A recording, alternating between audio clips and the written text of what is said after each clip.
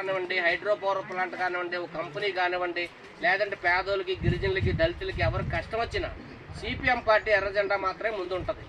అందుకని అది ఇక్కడ జరుగుతున్నటువంటి ప్రమాదాన్ని గిరిజనులకి, మన పేదోళ్ళకి తెలియజేయడం, ఈ ప్రమాదాన్ని మనందరికీ అర్థమయ్యే విధంగా చెప్పడం కోసమే ఎర్ర జెండా సిపిఎం పార్టీ ప్రయత్నం చేస్తుంది.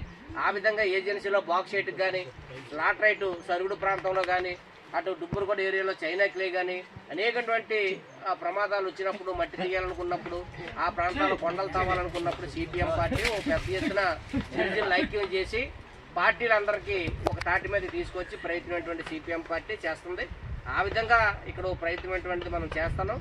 అందుకని రేపు పండగ పోయిన తర్వాత మనందరం ఓ పెద్ద గ్రామ సభ అటువంటిది మొత్తం మన పంచాయతీలో ఉన్నటువంటి అన్ని గ్రామాలని పోగేసి, మిగతా గ్రామాలను కూడా అటు మన తామర పంచాయతీలో ఉన్నటువంటి గిరిజనులు కూడా పోగేసి అన్నీ కలిపి మన